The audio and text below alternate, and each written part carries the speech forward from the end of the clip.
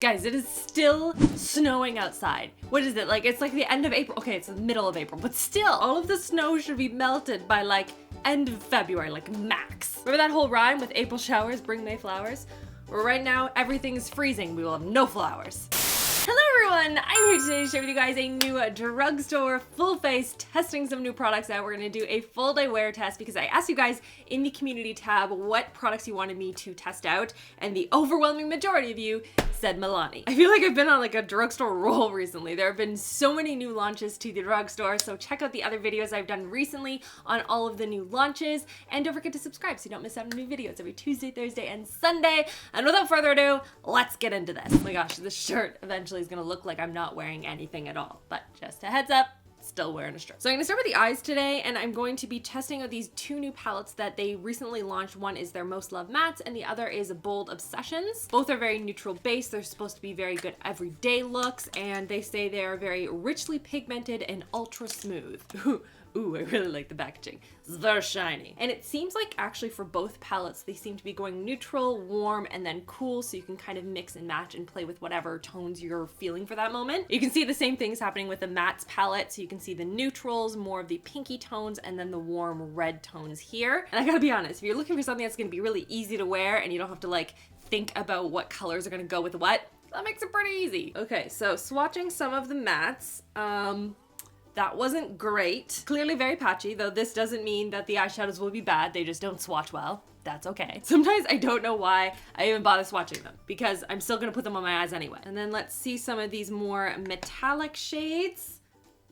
Ooh, I like those. Very reflective, very metallic. Those are pretty. Those are pretty, I'm excited. Okay, so I think what I'm gonna do is what I did last time for this, and I'm gonna do one eye off camera, and then I'm gonna come back, zoom in, we'll show you step by step what I did and what I liked and what I disliked and the colors I chose and all that stuff. So, BRB. Okay, so we're back, we're zoomed in. This is the look that I came up with, playing with more cool tones, but doing something that's a very, I was gonna say natural and neutral at the same time.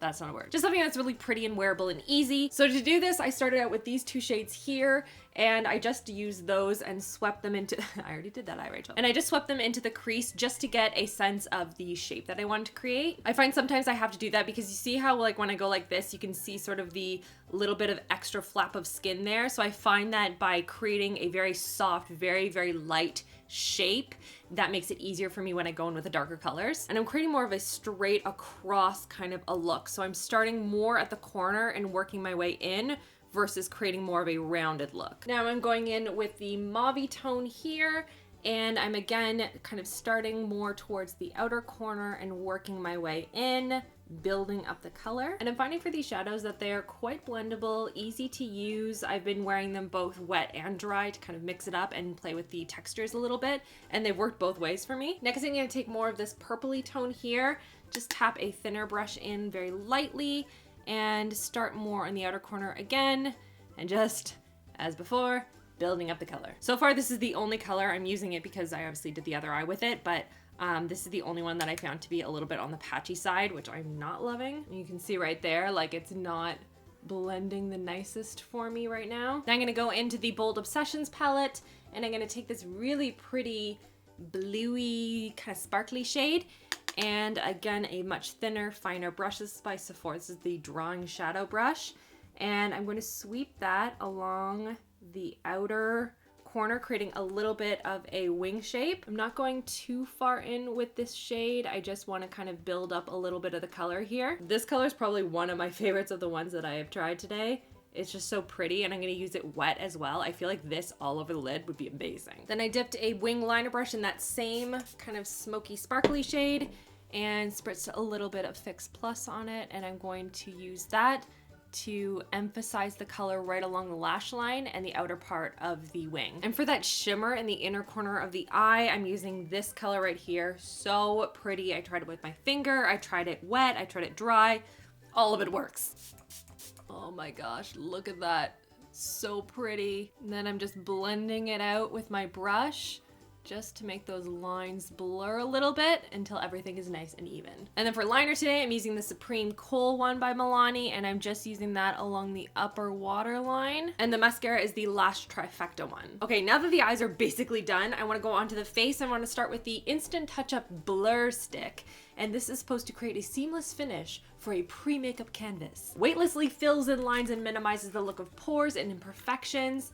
And you can wear it alone or, oh wait, hold on, over makeup? How is this supposed to be a pre-makeup canvas, but you can wear it alone or over makeup? It doesn't say under makeup, but it says under makeup above. I'm confused. Whatever, it does say a pre-makeup canvas, so that's how I'm going to use it. So I'm just going to concentrate this on the areas where I would tend to look very like pory. That's not a word, but you know what I mean. Kind of feels like I'm putting like a glue stick on my face. Smoothing it out though, it feels very soft. Like it seems to like actually be minimizing the look of my pores, which is pretty awesome. So I'm gonna put some foundation on top of this and see how it wears. Hopefully it doesn't like move around and clump up like a lot of blur sticks tend to do for me. And since we're going all Milani today, I'm gonna use the Conceal and Perfect 2-in-1 concealer and foundation. I really like this, but this shade is way too dark for me. So I'm gonna mix in a little bit of the LA Girl Pro Coverage. This is their lightening foundation, and you can mix it in with whatever product you have, and it's just going to lighten up the base. I'm just gonna mix that up and apply it to the face. Oh, I didn't mix that very well. Whatever. This is a really nice full coverage foundation. I have used it as a concealer as well. I tend to prefer putting on a little bit of a color corrector or like a brightener under my eyes first, just because this foundation is pretty dark for me. Oh my god, that's so annoying. I cannot find my pink under eye corrector anywhere. So I'm gonna use this one by Revlon, which is sort of like a salmony pink. It's also really good. Actually, I think today I'm gonna use the Retouch and Erase Light Lifting Concealer from Milani. I've only used this a couple of times. So I want to test it out again and just see what we're working with. It's really smooth, very soft, and blends beautifully under the eyes. Ooh, I like this. I don't know what it is about my skin on my forehead, but it's been like really patchy and red recently. I don't know what's going on, but it's super annoying. And to set everything, I'm going to be testing out the Milani Translucent Light to Medium Make It Last Setting Powder. Ooh, actually, before I do that, shoot, I totally forgot. I also got this Conceal and Perfect. This is their all-in-one concealer kit. I've done a lot of the concealing already, but I do have some areas right here that I want to conceal. So I'm just going to oh, it's very creamy. Look at that. Whoa. They have a pinky tone there, which would be great for brightening up the under eyes. I'm just gonna layer. It's fine. Oh, look how nice that is. Look how brightening. Oh, and then we'll throw on a little bit of this lighter shade here on top. Despite it looking very, very heavy in pan, it actually smooths onto the skin really smoothly. We'll see how it wears throughout the day, but like, so far, so good. All right, back to this powder, which comes in 4 different shades. They have a radiant one. This one is the light to medium. They have medium to dark, as well as a translucent banana, I think it is. It's a mysterious, you can't see it, banana. And it says to press this product into the skin while the foundation is still wet. So that is what we're going to do. So far, it's looking really nice. It's not settling into any fine lines or anything like that. It's not looking very heavy on my skin. Oh, this is exciting. Okay, now let's move on to some highlights because I got 2. This is their Stellar Lights highlighting palette in Rose Glow. And then I also wanted to try out their Luster Light Hypnotic Lights highlighter. And I don't really know which one I want to use, but you know, let's try all of them. So with this palette here, they really want you to do the whole like highlighting and low lighting kind of effect. So you can use these colors more on the, you know, the crease, or to create more of a bronzy effect and then highlight with this. And whoa, that is, those are very, very strong highlights. They're very soft, very smooth, and very metallic. We're gonna swatch this one. By the way, I love all of the texture and everything that they play with in the actual pan. So beautiful. For whatever reason, this one feels a lot less creamy than the highlighting palette. This one has more of like a peachy duochrome effect to it, which is kind of interesting. Definitely not as metallic as the trio, so it kind of depends on your preference. But I'm gonna put all of them on the face and see which one I like best. So we'll start with this subtle one here and see what that looks like. I don't really see much of anything there. Nope, I'm just bending my head around. Nothing is happening. So let's try this one. And I think I'm gonna mix these 2 shades together and try that out. And there we go. That's more like it. This is a very pretty, very strong highlight. but I do like it. It is showing up really nicely on the skin. It's not looking glittery in any way. We'll see how long lasting it is, but it's really nice so far. I should probably also dust a little something on these shoulders here. And then last but not least are two different lip colors I want to play with. One is their Amore Shine Liquid Lip Color, and this is in Delight, more of a pretty neutral shade. And then to go on the opposite end of the spectrum a little bit, I also want to try their Hypnotic Lights Holographic Lip Topper. And this is in Flashing Lights, and I just loved the undertone for this. So pretty and pink and sparkly. So I guess we'll start with this neutral color. Oh, it smells like, is that like peppermint chocolate? Oh, I am not mad at that. Oh my gosh, that is gorgeous. Oh, and it smells good too. Like, to be honest, I was just gonna wear it because it smells amazing. That is such a pretty gloss. I love this color. It doesn't feel like sticky or heavy on the lips. It definitely feels like a thicker gloss, but it's not sticky or tacky or like glommy in any way. Like, it feels like it's there and it's gonna be cemented there. It doesn't feel like it's gonna slide all over the place. Oh my gosh, I like this. And now let's try out something a little bit more fun, because why not? I really don't know how much of this to put on, so we're just gonna try it. Whoa! I don't know what I was expecting from this, but that is really gorgeous. It doesn't feel glittery on the lips. You know how sometimes it can feel like super grainy and gross? Like, this, not at all. It's almost like a pretty metallic sheen, and when it's blended in with this, that's really nice. Now I'm just gonna set it all with the Make It Last setting spray. Fan it in place, and we are done. I got it in my mouth.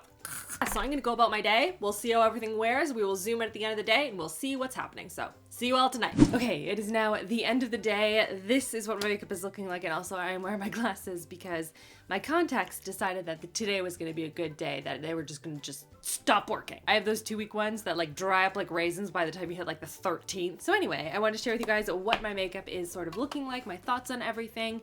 And I'll start with my face makeup because there's one thing in particular that I am noticing, and that is the blur stick. Where is it? The blur stick is sitting really odd on my face in like this general area, and it's like patchy and it's catching the light weird with the highlight, and it's not sitting well with the foundation on top.